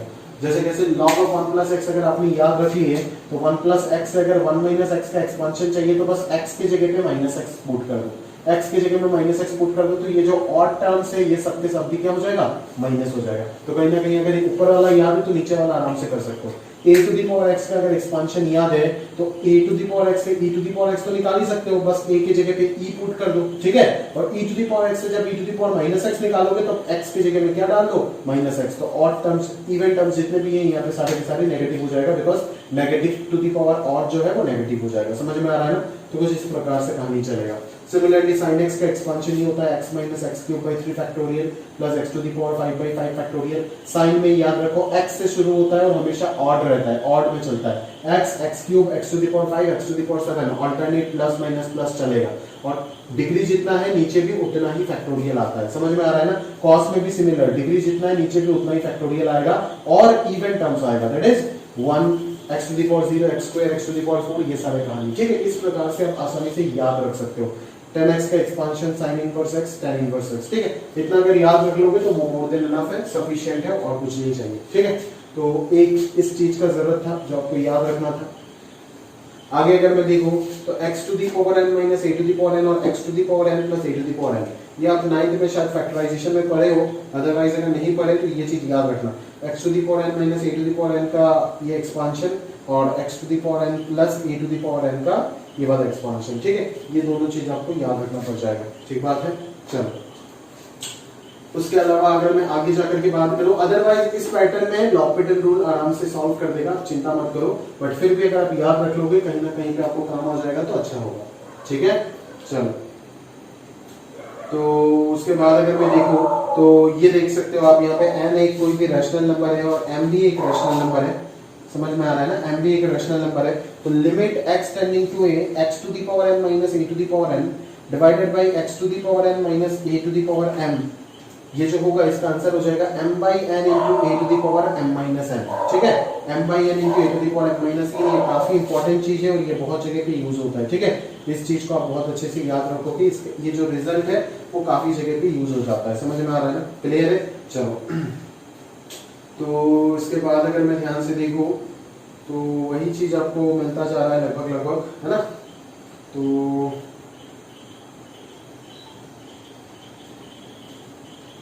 वही चीज है एंड सो लॉपिटल रूल से प्रूफ कर सकते हैं, ठीक है, आराम से। डिफरेंशिएशन अगर थोड़ा सा भी आपको पता है, चलो बाद में बता देंगे, अभी और बोल के फायदा नहीं। बेसिकली ये रूल जो है ना वो अगर आप बुक में देखेंगे तो आपको इस प्रकार से मिल जाएगा, ठीक है, लिमिट कुछ x tending to a x to the power n minus a to the power n divided by x minus a is equal to n into a to the power n minus 1, ये दिख जाएगा, but मैंने आपको general वाला लिख के दिया, इसका ये एक सब केस है, बस n की जगह पे m रख दो और 1 की जगह पे m रख दो, ठीक है, तो ये वाला आपको पता चल जाएगा, ठीक बात है। चलो तो ये सारे कहानी जो है वो आपको प्रॉपर्ली याद रखना है, ठीक है, तभी बात बनेगा आगे जा करके, है ना। चलो तो आगे देखते हैं, बेसिकली अभी अगर लॉपिटल रूल नहीं पे आता है ना तो इस एक्सपांशन को यूज करके ना आप ये चीज प्रूफ कर सकते हो, x to the power n minus a to the power m हो जाएगा x minus a into this और ये हो जाएगा x minus a into this, ठीक है, एक बार n के टर्म्स में आएगा एक बार m के, अभी x माइनस a फैक्टर तो ऊपर नीचे कैंसिल हो जाएगा और बचेगा ये वाला और ये वाला, अभी फिर x का वैल्यू आप a डाल देना, ठीक है, जैसे मैं आपको दिखाता हूँ करके, ठीक है ना, जैसे मैं दिखा देता हूँ आपको करके, है ना। देखो बेसिकली ये क्या है ना, इनडिटरमिनेंसी है, देखो x का वैल्यू अगर a डालोगे तो a to the power m minus a to the power m क्या हो गया 0 और डिनोमिनेटर में a to the power n minus a to the power n क्या हो गया 0, तो 0 बाई 0 ये क्या हो गया, इनडिटरमिनेट फॉर्म हो गया ना, तो कहीं ना कहीं इसी चीज का हमें क्या स्टडी करना है, लिमिटिंग वैल्यू जो है वो स्टडी करना है, बिकॉज इसका एब्सोल्यूट वैल्यू स्टडी करना इम्पॉसिबल है, आप लास्ट क्लास में पढ़े हो, ठीक है, ये इनडिटरमिनेंसी जितने भी आते हैं उन सबका हम लिमिटिंग वैल्यू स्टडी करते हैं, ठीक है, अगर लिमिट एग्जिस्ट कर रहा होता है तो, ठीक है। बट इस जगह पे आपको ऐसे जो भी, और ये बच्चे ना मेरे को बहुत बार ये क्वेश्चन पूछते हैं कि सर आप जो है ना वो इवोल्यूट लिमिट में तो क्वेश्चन लिख देते हो, बट इवोल्यूट लिमिट में जितने भी क्वेश्चन लिखते हो उनका जो लिमिट एग्जिस्ट करेगा क्या वो चेक करना पड़ेगा या फिर डायरेक्टली हम सॉल्व करते जाए, ठीक है। तो वो कहीं ना कहीं अगर मैं बोलूंगा कि अगर आपको कुछ प्रकार के स्पेशल फंक्शंस मिलेगा, यानी कि जैसे मॉड्यूलस हो गया, बॉक्स हो गया, फिर आपका फ्रैक्शन पार्ट हो गया, ठीक है, ट्रिग्नोमेट्री हो गया, इस प्रकार की चीजें अगर है तो आप एक बार चेक कर लो तो बेहतर है, ठीक है। बट अगर अलजेब्रिक कोई लिमिट दे रखा है आपको इवोल्यूट करने, तो वो कहीं ना कहीं आपको ये मान के चलना है कि इसका लिमिट आपको निकालने के लिए दिया है, मतलब इसका लिमिट जो है वो ऑलरेडी एग्जिस्ट कर रहा है, ठीक है, कर रहा है तभी आपको निकालने के लिए दिया है, बस आपको प्रॉपर्ली सॉल्व करना है, सॉल्व करके आंसर निकालना है, ठीक है। चलो तो इसको मैं एक बार आपको दिखा देता हूँ प्रूफ करके, मैं ये साइड जो है वो इरेज कर देता हूँ, ठीक है। आप देख सकते हो, आप देख सकते हो, ध्यान से देखो, तो लिमिट ऑफ, है ना, limit of x tending to a, यहाँ पे क्या था, x to the power m minus a to the power m divided by x to the power n minus a to the power n, ठीक है। तो ऊपर वाले को अगर मैं फैक्टराइज कर दूं तो ये कहीं ना कहीं क्या हो जाएगा, x minus a into something रहेगा, ठीक है, और इधर क्या हो जाएगा, x minus a into something रहेगा, ठीक है। तो ये वाला टर्म तो कैंसिल हो जाएगा। अभी ये जो चीज बचेगा ये सारे के सारे किस में आएगा, प्लस में आएगा ना। इसका क्या है, मैं रिजल्ट एक बार देख लेता हूँ, भूल जाता हूँ। x to the power n minus 1, m minus 1 होगा, फिर क्या आएगा, plus a into x to the power m minus 2, ठीक है, और ऐसे डिक्रीज होते होते लास्ट वाला टर्म जो है वो a to the power m minus 1, ठीक है। चलो, और इधर अगर मैं बात करूं तो x to the power n minus 1 a into x to the power m minus 2 plus dot dot dot a to the power n minus 1। अभी अगर ये फैक्टर तो कैंसिल हो गया, तो जिसके वजह से, इसी दोनों की वजह से ना ऊपर नीचे जीरो आ रहा था, अभी ये चीज तो रिमूव हो गया ना, बोलना सर ये चीज तो रिमूव हो गया, तो ऊपर नीचे तो बस ये टर्म बचा। ये टर्म तो कभी जीरो नहीं हो सकता ना, बिकॉज x का वैल्यू अगर a रखोगे तो रख करके देखो आप, सबसे पहले x का वैल्यू a रख करके देखो जरा ध्यान से, क्या कुछ चेंजेस आ रहा है, बिल्कुल नहीं। जीरो आ रहा है क्या, नहीं आ रहा है। जीरो जो पहले आ रहा था ना, न्यूमरेटर डिनोमिनेटर दोनों में अगर 0/0 आ रहा था, वो पहले किसकी वजह से आ रहा था, इस फैक्टर की वजह से आ रहा था। अभी ये फैक्टर कैंसिल हो गया तो ये जीरो आने का और कोई चांसेस नहीं बच रहा है, तो अभी डायरेक्टली a पुट कर सकते हैं, a to the power m minus 1, ये भी a to the power m minus 1 जाएगा, तो टोटल कितना a to the power m minus 1 हो गया, टोटल कितना a to the power m minus m-1 हो गया।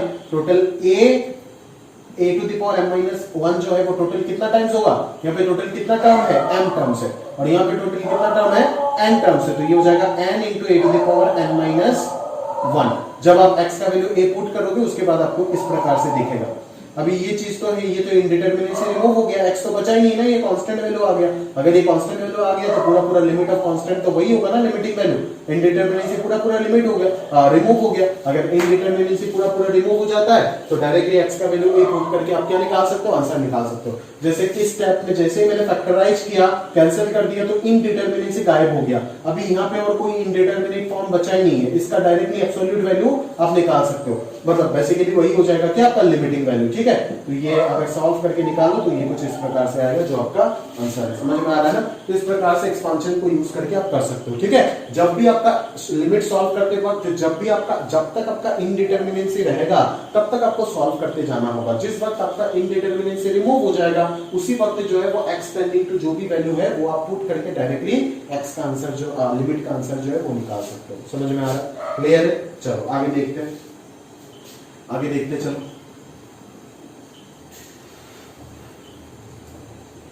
हैं, चलो देखो, इधर देखो, limit of 1 plus x whole to the power n minus 1 divided by x is equal to 1। समझ में आ रहा है, क्लियर है, ठीक बात है।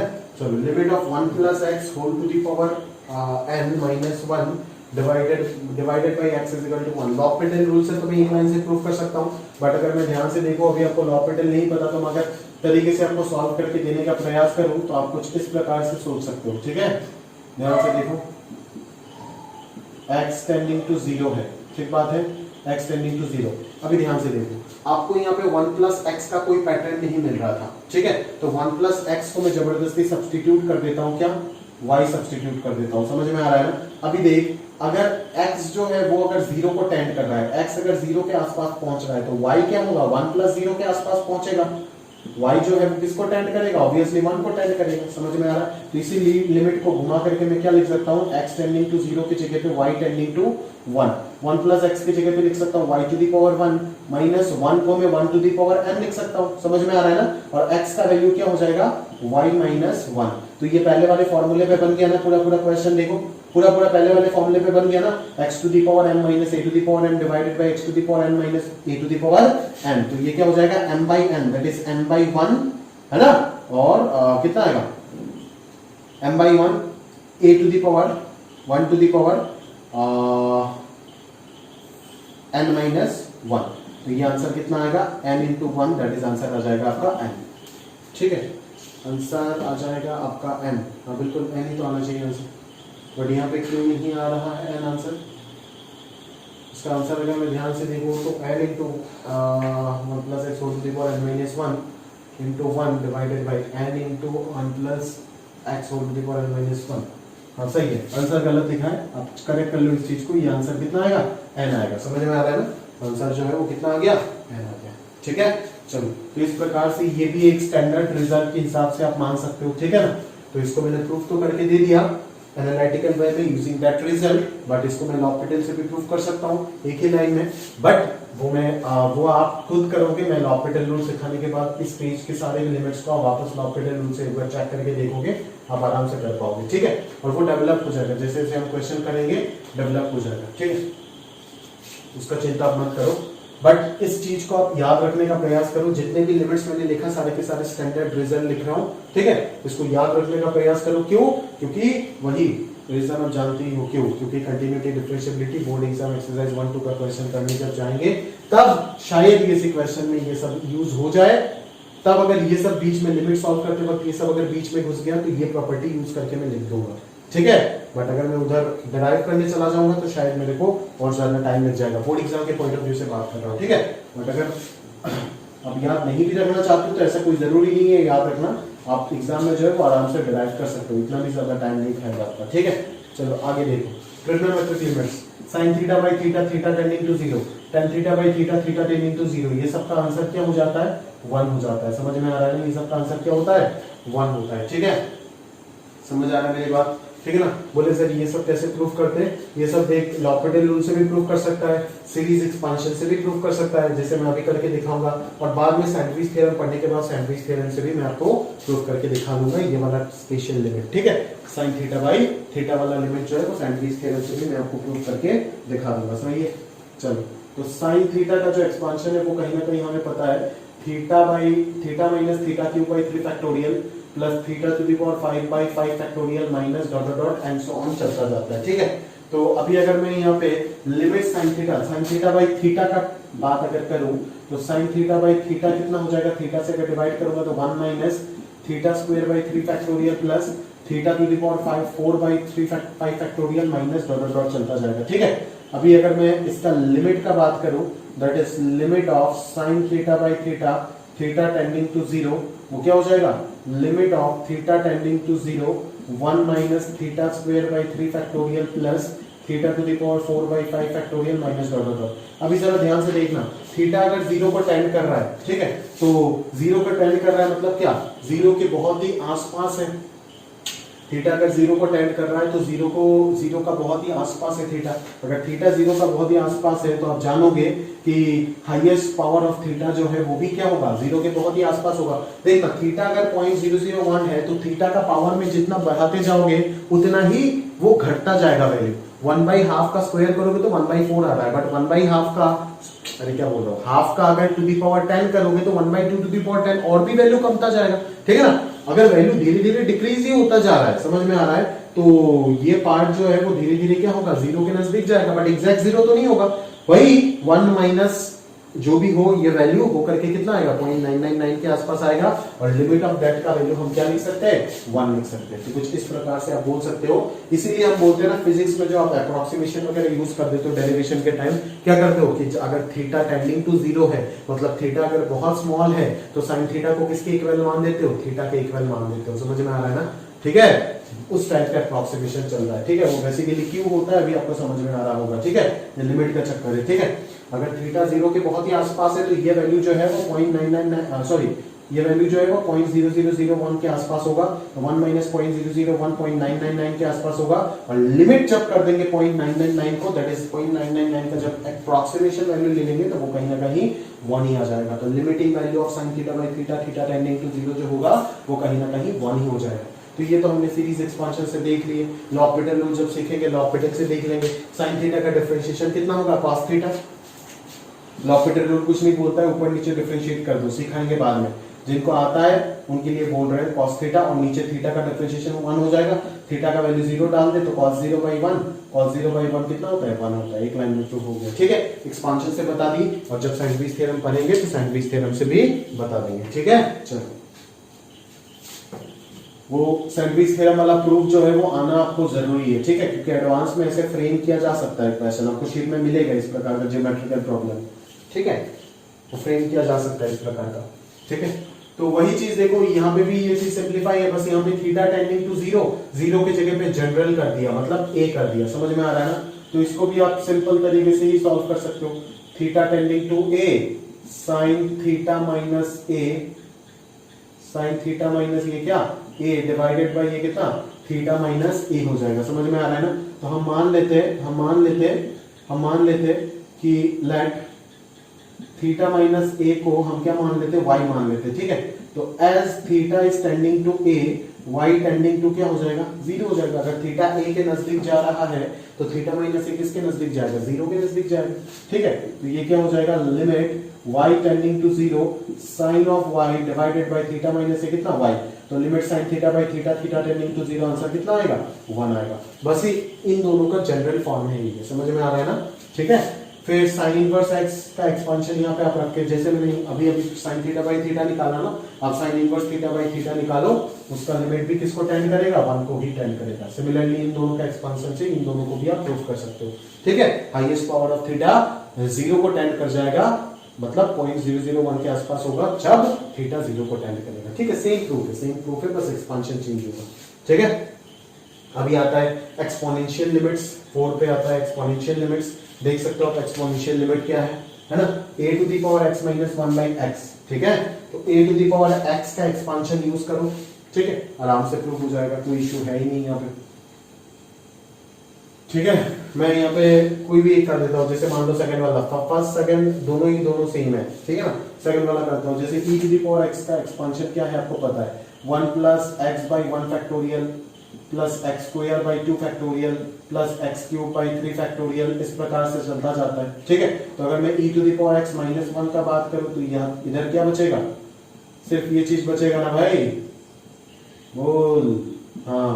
तो e to the power x minus 1 by x अगर कर देता हूं तो इधर 1 फैक्टोरियल 1 बाई 1 फैक्टोरियल बचेगा, इधर x by 2 factorial plus x square by 3 factorial, ऐसे टर्म्स बचेगा। अभी अगर मैं इधर लिमिट x टेंडिंग टू 0 कर दिया, ठीक है, तो इधर क्या बचेगा, ये पूरा टर्म जो ये क्या बन जाएगा, 0 बन जाएगा ना, और 1 प्लस 0 आंसर जो आएगा क्या आएगा, 1 आएगा, समझ में आ रहा है ना। ये 0 के आसपास हो जाएगा, दैट इज 0.001 प्लस 1, 1.001, जिसका लिमिटिंग वैल्यू जो है वो कितना होगा, 1 ही होगा, ठीक है। सिमिलरली इसका भी जो जनरल फॉर्मेट है वो ये लिखा मैंने, ठीक है। x टेंडिंग टू 0 की जगह पे fx टेंडिंग टू 0 और x की जगह पे fx लिख दिया, ठीक है।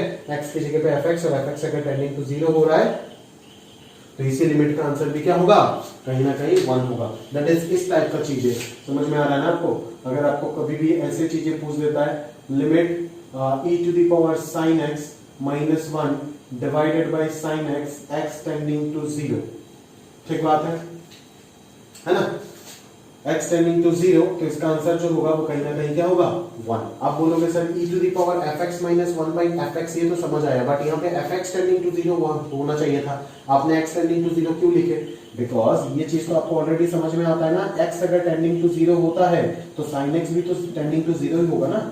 साइन का ग्राफ देखो ना यार क्या होता है, समझ में आ रहा है ना। x अगर 0 के आसपास है तो sin x का आंसर भी तो 0 के आसपास ही हो रहा है ना, समझ में आ रहा है। बट अगर x टेंडिंग टू 0 हो रहा है then cos x will tend to 1। x अगर 0 के आसपास है तो cos x 0 के आसपास नहीं होगा, cos x 1 के आसपास होगा। cos x का ग्राफ याद करो, x अगर 0 के आसपास हुआ तो cos x किधर जाता है, 1 के आसपास होता है, समझ में आ रहा है, क्लियर है। तो इस प्रकार से जो है वो आप कुछ ना कुछ इस चीज को समझ सकते हो। ये उसका जनरल फॉर्मेट लिखा। Similarly log of 1 plus x का एक्सपांशन यूज करो, ये मिलेगा, ठीक है। और log ऑफ 1 प्लस एक्स की जगह पे अगर fx लिख देता हूँ तब भी कहीं ना कहीं ट्रू रहेगा, ठीक बात है ना। तो ये सारी चीज हो गया, है ना। तो अभी आपका ये जो फॉर्मेट है ना, बेसिकली ये फॉर्मेट, ये आपका ये वाला फॉर्मेट है 1 टू द पावर इंफिनिटी का जो इंडिटरमिनेंसी होता है ना, उनको कैसे सॉल्व करते हैं। मतलब ये एक्सपोनेंशियल है, वो टाइप 3 वाला इंडिटरमिनेंसी। सबको क्या मानते हैं, y मान लेंगे, y मान के दोनों तरफ log ऑपरेट करके कहीं ना कहीं हम सॉल्व कर देंगे। समझ में आ रहा है, क्लियर है। बस वही चीज मैं आपको एक प्रूफ करके भी दिखा देता हूँ, कोई एक प्रूफ करके दिखा देता हूँ। जैसे मैं बताता हूँ आपको आंसर, जैसे x का वैल्यू 0 पुट करो, ये कितना आएगा 1 प्लस 0 1 और 1/0 कितना इंफिनिटी। तो ये कौन सा टाइप 1 प्लस 0 1 नहीं, ये 0 एग्जैक्ट 0 नहीं, ये टेंडिंग 0। तो अगर ये टेंडिंग 0 है तो 1 plus tending 0 will be tending 1, 1 plus tending 0 will be tending 1। तो tending 1 to the power infinity तो हमेशा टेंड करता है, तो इसका आंसर क्या 1 होता है? नहीं, ये एक इनडिटरमिनेंसी होता है। लास्ट टाइप का जो इनडिटरमिनेंसी था लास्ट क्लास में हमने स्टडी किए थे, तो उसका आंसर क्या होगा, कहीं ना कहीं ई होगा। वो कैसे होगा वो भी मैं आपको दिखा देता हूँ, चलो ठीक है। वो भी सिंपल है ना, वो भी सिंपल है, आप प्रूव कर सकते हो आसानी से, कोई इशू नहीं है ना। बोले कैसे सर, एक बार दिखाओ जरा, है ना। ये वाला चीज अगर समझ में आता है कहीं ना कहीं तो इसी रिजल्ट से ये वाला प्रूफ हो जाएगा, ठीक है। मैं बार बार बोल रहा हूँ कि जब मैं क्वेश्चन करना सिखाऊंगा, ये सब मैं अभी भी मैंने ये सब टॉपिक पढ़ाना शुरू नहीं किया, तो कंफ्यूज नहीं हो जाना बच्चे, समझ में आ रहा है ना। ये सारे के सारे टाइप 3 इंडिटरमिनेंसी है, that is 0 to the power 0, infinity to the power 0 and 1 to the power infinity, ठीक है। तो इस प्रकार के लिमिट्स को हम कैसे सॉल्व करते हैं, with the help of logarithm, substitution use करते हैं, समझ में आ रहा है ना। Because exponential approaching 1 to the power infinity अगर हो गया, ठीक है, तो इसको अगर मैंने लॉग लगा दिया तो ये इंफिनिटी बाहर आ जाएगा और log 1 का वैल्यू कहीं ना कहीं 0 हो जाएगा। तो यही इनडिटरमिनेट फॉर्म जो है वो कहीं ना कहीं किसी दूसरे इनडिटरमिनेट फॉर्म में ट्रांसफॉर्म हो जाएगा, समझ में आ रहा है ना। तो अभी अपन क्या करेंगे, दोनों तरफ क्या कर देंगे, लॉगरिथम ऑपरेट कर देंगे। अभी क्या कर देंगे दोनों तरफ, दोनों तरफ अपन क्या कर देंगे, लॉगरिथम ऑपरेट कर देंगे। अगर लॉगरिथम ऑपरेट कर देते हैं, ठीक है, तो ये लॉगरिथम जो है वो कहीं ना कहीं आप लिमिट के अंदर डाल दो। अगर आप लिमिट के अंदर डाल दोगे तो ये कितना हो जाएगा, logarithm of 1 plus x whole to the power 1/x। समझ में आ रहा है। तो 1/x बाहर आएगा, 1/x बाहर आएगा, तो ये क्या हो जाएगा, log of 1 plus x divided by x. और इस चीज का जो आंसर है वो कहीं ना कहीं आप जानते हो, अभी मिला है आपको, क्या है 1 है। तो log y का वैल्यू अगर 1 हो गया तो y का वैल्यू क्या हो जाएगा, e to the power 1, that is e हो जाएगा आंसर, ठीक है ना। तो इसी प्रकार से ये सारे वैल्यूज क्या आ गया, e आ गया। अब डायरेक्टली एक्सपोनेंशियल टाइप 3 के जितने भी इंडिटरमिनेंसी था उन सभी को आप किस प्रकार से सॉल्व कर सकते हो, उन सभी को आप y मान करके दोनों तरफ लॉगरिथम ऑपरेट करके आप आसानी से सॉल्व कर सकते हो, ठीक है। तो ये हो गया आपका यहाँ तक, ठीक है ना। तो यही है आपका 1 to the power infinity format का जो पूरा कंस्ट्रक्शन मैंने बताया आपको। लिमिट l का वैल्यू है limit fx to the power gx, जहां पे ये चीज 1 है, ये चीज इंफिनिटी है, तो इस चीज का वैल्यू जो है वो कहीं ना कहीं डायरेक्टली आप इसी फॉर्मूले से सॉल्व कर सकते हो। ये फॉर्मूला जो आया है वो कैसे आया है, आप समझ सकते हो, वो डायरेक्टली लॉगरिथम के मदद से ही आया है, समझ में आ रहा है ना, क्लियर है। चलो तो अभी अगर मैं ध्यान से देखूं आगे, ठीक है, तो इस चीज को याद रख लेना। बेसिकली ये सब याद करने का भी जरूरत नहीं होता है, मैं आपको मतलब फॉर्मूला, अगर ये वाला फॉर्मूला अगर आप याद रख लोगे तो आपका बहुत ज्यादा हेल्पफुल हो जाएगा, ठीक है। बट अगर फॉर्मूला याद नहीं रखना है तो डायरेक्टली आप जैसे मैं करता हूं लॉग मान करके वैसे आप कर सकते हो, कोई इशू नहीं है, ठीक है। सब्स्टिट्यूशन करके दोनों तरफ लॉगरिथम ऑपरेट करके अपन आराम से इसको दूसरे इनडिटरमिनेट फॉर्म्स में कन्वर्ट करके सॉल्व कर सकते हैं, ठीक है। तो जो बेसिक इनडिटरमिनेट फॉर्म्स होते हैं ना, टाइप 1 टाइप 2, बेसिकली टाइप 3 के जितने भी इनडिटरमिनेंसीज होते हैं हम टाइप 1 टाइप 2 में कन्वर्ट करके उसको सॉल्व करते हैं यूजिंग लॉपिटल रूल, ठीक है। चलो फिर ये मैंने एक समेशन आपको दिया है, ठीक है ना। ये रिजल्ट जो है वो कहीं ना कहीं सीक्वेंशियल सीरीज में तो आपको दिखा नहीं होगा, ठीक है, बट इसीलिए मैंने यहाँ पे देखा मतलब दे दिया, कहीं ना कहीं पे आपको यूज हो सकता है ये चीज, ठीक है, क्योंकि लिमिट हम वो सब क्वेश्चन भी करेंगे, लिमिट के अंदर सिग्मा घुसा हुआ है, ठीक है ना, इस प्रकार की चीजें, तो उधर ये सारी चीजें जो है वो और काम का चीज हो जाएगा, ठीक है। फिर आप इसी चीज को और जनरलाइज अगर कर दोगे कि बोले sir sin fx by fx, उसका answer sin fx by fx x tending to a, but x tending to a होने से तो नहीं होगा ना, यहाँ पे fx टेंडिंग टू 0 होना चाहिए था, तो उसी चीज को अलग से एक्सप्लेन करके लिखा है। देखो limit of fx x tending to a equal to 0, उसका मतलब क्या है, as x is tending to a f x tends to 0। तो कहीं ना कहीं एक्स टेंडिंग टू ए के जगह पे आप क्या लिख सकते हो, एफ एक्स टेंडिंग टू 0, और वहीं से पता चलता है limit f x tending to 0 sine f x by f x क्या होगा, 1 होगा। समझ में आ रहा है ना? अगर ये कंडीशन होता है तभी जाकर के ये ट्रू होगा। अगर एक्स टेंडिंग टू ए पे एफ एक्स 0 को टेंड नहीं कर रहा है तो कहीं ना कहीं sine f x by f x limit x tending to a को भी मैं 1 नहीं लिख पाऊंगा। समझ में आ रहा है? फिर अगर मैं ध्यान से देखूं तो ये क्या है आपका 1 minus cos x by x square, ठीक है ना? तो इस चीज को भी आप ध्यान से प्रूव कर सकते हो आसान से। ये भी कोई ऐसा इशू नहीं है, ठीक है? एकदम इसी चीज है, ठीक है? चल, तो limit x tending to 0 1 minus cos x को मैं लिख देता हूं 2 साइन स्क्वायर एक्स बाई 2, ठीक है? और नीचे वाला तो एक्स स्क्वायर है ही, ठीक है ना? तो अभी देखो मैं यहाँ पे क्या कर रहा हूं, अभी मैं यहाँ पे बहुत बड़ा खेल खेलूंगा। देखो sine theta by theta whole square इसमें कन्वर्ट करने के लिए मैं नीचे 4 लगा देता हूँ और यहाँ पे मैं 4 रख देता हूँ, ठीक है? तो ये 2 से 4 कैंसिल होकर के हाफ होगा, कांस्टेंट है, कांस्टेंट लिमिट के बाहर ले जाओ, ये हाफ हो गया, ठीक है? तो ये कितना हो गया, x टेंडिंग टू 0, और ये हो गया sin x by 2 divided by x by 2 का होल स्क्वायर। समझ में आ रहा है ना? क्लियर है? अभी लिमिट जो है उसको आप स्क्वायर के अंदर लेके जा सकते हो। तो ये limit x tending to 0 sin x by 2 divided by x by 2 का होल स्क्वायर, ठीक है? अभी आप बोल सकते हो ना as x is tending to 0 x by 2 जो है वो भी ऑल्सो टेंड्स टू 0, वो भी 0 को टेंड करेगा। तो यहाँ पे x की जगह पे x बाई 2 लिख देने से ही तो होता है ना। अभी पूरा फॉर्मेट बन गया, limit sin theta by theta, theta tending to 0, इसका आंसर क्या हो जाएगा, 1 हो जाएगा। तो हाफ इंटू 1 स्क्वायर, आंसर क्या होगा, हाफ ही होगा, ठीक है? तो इसका रिजल्ट भी जो है वो कहीं ना कहीं आपको क्या मिल गया, हाफ मिल गया। समझ में आ रहा है ना? इसी का जनरलाइज फॉर्मेट, x की जगह पे fx डाल दो और x टेंडिंग टू a लिख दो। But x tending to a लिखने से नहीं होगा, यहाँ पे fx टेंडिंग टू 0 होना चाहिए। तो यहाँ पे कॉमा देकर के मैंने लिखा, देखो if f of a tending to 0, मतलब जब x टेंडिंग टू a होना है तो fx टेंडिंग टू 0 हो रहा है। That is limit of fx x tending to a का वैल्यू क्या होना पड़ेगा, 0 होना पड़ेगा, तभी जाकर के इस चीज का वैल्यू हाफ हो जाएगा। कभी कभी इस प्रकार से भी क्वेश्चन आ जाएगा ना, 1 minus cos of sin x by sin square x as x tending to 0, आ सकता है ना इस प्रकार के question. Limit x tending to 0 1 minus cos of sin x divided by sin square x। तो इसका आंसर आप तो देख करके घबरा जाओगे, बट अगर आपको फॉर्म याद रह गया तो डायरेक्टली आप इसका आंसर क्या लिख दोगे, 0 लिख दोगे। बिकॉज क्यों? क्योंकि x टेंडिंग टू 0 अगर है तो sin x भी किसको टेंड करेगा, 0 को टेंड करेगा। और बाय दैट फॉर्म आप इसका आंसर क्या कंक्लूड कर सकते हो, 0 दे सकते हो, ठीक है? सिमिलरली और 3 इंपॉर्टेंट, ये भी एक बहुत ही इंपॉर्टेंट रिजल्ट है, और 3 इंपॉर्टेंट रिजल्ट मैंने यहाँ पे आपको बोला है। sin x minus x by x cube, tan x minus x by x cube, और e to the power x minus x minus 1 by x cube x square equal to half 1 by 3 और उधर minus 1 by 6। ये तीनों के तीनों limits जो है उनको भी आप लॉपिटल रूल से बहुत आसानी से प्रूव कर सकते हो। बट अगर आपको अभी लॉपिटल रूल नहीं पता तो आप आसानी से क्या करो, आप डायरेक्टली वो कर लो, एक्सपांशन यूज करो, आपका प्रूफ हो जाएगा, ठीक है? तीनों में से मैं कोई भी एक दिखा करके देता हूँ, रिमेनिंग 2 जो है वो आप बहुत ही आसानी से प्रूफ कर सकते हो, ठीक है? चलो, तो जैसे पहला वाला मैं दिखा देता हूँ, sin x का एक्सपांशन अगर आप ध्यान से याद करोगे तो sin x का एक्सपांशन क्या था, sin x का एक्सपांशन था x minus x cube by 3 factorial plus x to the power 5 by 5 factorial minus and so on चलता जाएगा।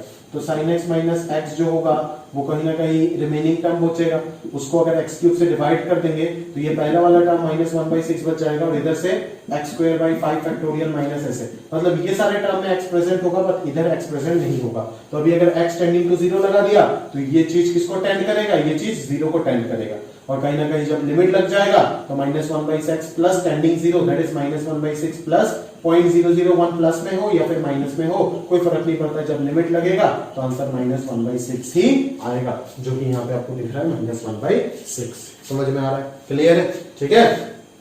तो इस प्रकार से ये सारे फॉर्मेट अगर आप याद रख लोगे तो लिमिट सॉल्विंग के टाइम आपको इवोल्यूट करने के टाइम बहुत ज्यादा हेल्प हो जाएगा, ठीक है? वही चीज मैं कहीं ना कहीं आपको बोलना चाहता हूँ, इसीलिए मैं ये सारी चीजें आपको पढ़ाया अभी, ठीक है? और साथों साथ उनका प्रूफ्स भी बता करके दिया, ठीक है? बट अगर मैं ध्यान से देखूं कि आप एक बच्चे का डाउट हमेशा रह जाता है, मैं जैसे बोलता हूँ कि सर एग्जिस्ट कैसे कर रहा है, लिमिट एग्जिस्ट, जैसे यही लिमिट मान लो सर एग्जिस्ट कर रहा है या नहीं आपको कैसे पता चल रहा है, एलएचएल आरएचएल आपने क्यों नहीं निकाले, एलएचएल आरएचएल एक फाइनाइट क्वांटिटी के इक्वल आ रहा है या नहीं, वो सब क्यों नहीं किए। तो आप अगर ध्यान से देखोगे ना थोड़ा बहुत 0 माइनस पे और 0 प्लस पे चेक करके देखोगे, पहले माइनस 1 बाई 6 ही आएगा। समझ में आ रहा है ना? तो एलएचएल आरएचएल निकालने का कोई जरूरत है नहीं, डायरेक्टली आप लिमिट इवोल्यूट करो, आंसर माइनस 1 बाई 6 निकालो, काम हो जाएगा। समझ में आ रहा है ना? क्योंकि समझ ही आता है कि इसका लिमिट एक्सटेंडिंग टू 0 पे एग्जिस्ट करेगा। ठीक है, अगर आपको समझ नहीं आ रहा थोड़ा सा आइडिया आप लगा दो। ठीक है, और मैं बोल रहा हूं कि उन जगह पे तो स्पेशली लगाना ही लगाना है, LHL चेक करना ही है। ठीक है, इवोल्यूट करने बोला तो हमेशा जो आंसर आएगा ऐसा कोई जरूरी नहीं है, आंसर डज नॉट एग्जिस्ट भी हो सकता है अगर लिमिट एग्जिस्ट नहीं कर रहा है। तो उन जगह पे जैसे मॉड्यूलस फंक्शन हो गया, फिर आपका वो ग्रेटेस्ट इंटीजर हो गया, फ्रैक्शनल पार्ट हो गया, ठीक है ना, फिर आपका वो हो गया क्या बोलते हैं ना उसको, सिग्नम फंक्शन हो गया, फिर आपका फिर मान लो ट्रिग्नोमेट्री कहीं कहीं पे हो गया। ठीक है, ट्रिग्नोमेट्री के बाहर मॉड्यूलस लगा दिया, बॉक्स लगा दिया, वो सब हो गया। मुद्दे के बाद बॉक्स, मॉड्यूलस, ग्रेटेस्ट इंटीजर। ठीक है, हाँ, बॉक्स, मॉड्यूलस और फ्रैक्शनल पार्ट, इन तीनों में तो हमेशा आपका कान खड़ा होना चाहिए। इन तीनों में डायरेक्टली आपको सॉल्व करना ही नहीं है, क्योंकि किसी भी फॉर्मेट में आप देखोगे ट्रिग्नोमेट्री इन्वॉल्व है, अलजेब्रा इन्वॉल्व है, बट मॉड्यूलस, बॉक्स या फिर वो वाला पार्ट सिग्नम या फिर आपका फ्रैक्शन पार्ट इन्वॉल्व नहीं है। तो इन चारों केस में आपको होशियार रहना पड़ेगा। इन चारों केस में पहले आप एग्जिस्टेंस चेक करोगे, क्या लिमिट एग्जिस्ट हो रहा है या नहीं। अगर एग्जिस्ट हो रहा है तब जाकर के आप उसका लिमिटिंग वैल्यू निकालोगे। समझ में आ रहा है ना, यूजिंग LHL अगर एग्जिस्ट हो रहा है तो LHL और RHL का जो वैल्यू आया वही क्या हो जाएगा, कहीं ना कहीं लिमिटिंग वैल्यू हो जाएगा। समझ में आ रहा है ना, तो उस प्रकार से आप कर सकते हो। और अदरवाइज बाकी अगर अलजेब्रा, ट्रिग्नोमेट्री सिर्फ या फिर एक्सपोनेंशियल लॉगरिथम इन्वॉल्व है तो डायरेक्टली आप ऑलरेडी समझ सकते हो कि ये लिमिट एग्जिस्ट कर रहा है, एग्जिस्टेंस चेक करने का और जरूरत नहीं है, हम डायरेक्टली लिमिट को इवोल्यूट कर सकते हैं। ठीक है, फिर भी अगर आपको शक रहता है तो आप चेक करके देख लो इधर उधर थोड़ा प्लस माइनस में। अगर कंफ्यूजन ऐसे होता है किसी भी क्वेश्चन में तो मेरे को बताना, मैं आपको करके दूंगा, समझा के दूंगा। ठीक है, तो आज की क्लास में भी अपन यहीं तक रखेंगे, है ना। और नेक्स्ट लेक्चर में हम जितने भी लिमिट सॉल्विंग के क्वेश्चंस है वो सारे क्वेश्चंस जो है वो देखेंगे और बहुत अच्छे से करेंगे। बहुत सारे क्वेश्चंस कराया जाएगा आपको नेक्स्ट क्लास में, और वो सारे हम फैक्टराइजेशन या फिर रैशनलाइजेशन उसके हेल्प से करेंगे, जैसे भी अपन बोर्ड्स में करते हैं लिमिट्स को विदाउट यूजिंग लॉपिटल रूल, उसी प्रकार से स्टडी करेंगे। ठीक है, तो आज के लिए यहीं तक समाप्त करते हैं। अलविदा, आप पढ़ते रहिएगा और नेक्स्ट लेक्चर का इंतजार कीजिए, वो जब आएगा वो तब आपको लिमिट सॉल्विंग का पता चल जाएगा कि कैसे आप लिमिट को सॉल्व कर सकते हो।